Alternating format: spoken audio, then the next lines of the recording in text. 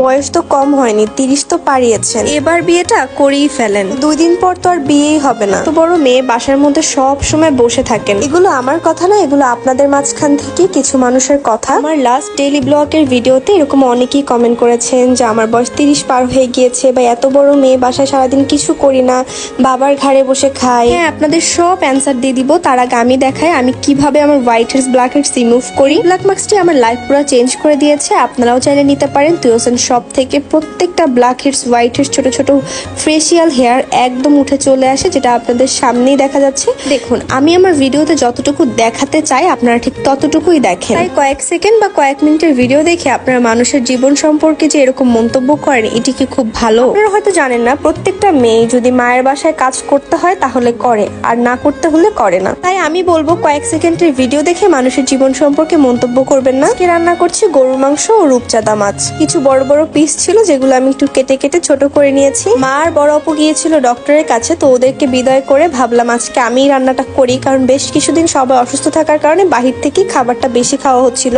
ব্যাপারটা এমন না যে রান্না করতে জানি না বা পারি না, বিষয়টা হচ্ছে একটু কাঁচা হাত দেখে একটু সময় লাগে বা একটু বলে দিলে ভালো হয়। এর কয়েকদিন আগেও বোনের ছেলেটাকে নিয়ে 4 দিন হসপিটালে ছিল আমার মা আর বোন। তখনও কেউ আমাকে বলেনি যে তুমি রান্না করো, সবাই আমাকে বাহির থেকে খাবার আনতে বলেছে এবং আমি এনে খেয়েছি। কেউ কখনো কোনো কাজে ফোর্স বা কখনো কিছু বলেনি যেটা করতেই হবে করো। এখন এখানে 2 পিস মাছ দেখে অনেকেই বলবেন 2 পিস কেন, কারণ আমার বাবা হচ্ছে জন্মের পর থেকে কখনোই কোনো ধরনের মাংস বা ডিম খাননি।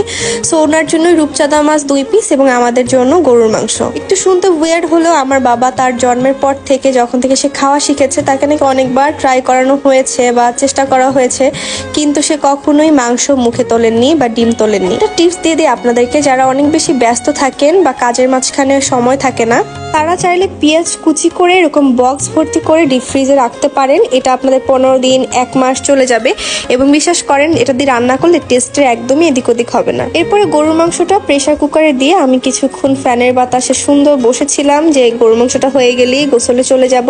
আর রান্না করার পরে সব থেকে স্যাটিসফাইড যে জিনিসটা সেটা হচ্ছে গোসল করা। মানে এত শান্তি লাগে, সেটা শুধু গৃহিণীরাই বুঝবে। এই যে আমার কাঁচা হাতের রান্না, আজকে রান্না ভালো না হলেও সবার খেতে হবে, কারণ এটা ছাড়া কোনো উপায় নেই, কারণ আমি রান্না করে ফেলেছি।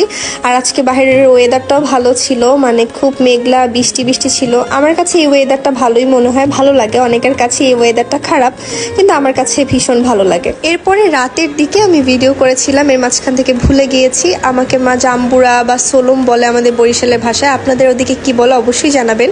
এরপরে সুন্দর করে রেডি হয়ে সেজে আমি লাইভ করেছি। তো আজকে ব্লগটা এখানেই শেষ করছি এবং সবাইকে অনুরোধ করছি কয়েক সেকেন্ডের ভিডিও দেখে মানুষের জীবন সম্পর্কে বাজে বাজে মন্তব্য করবেন।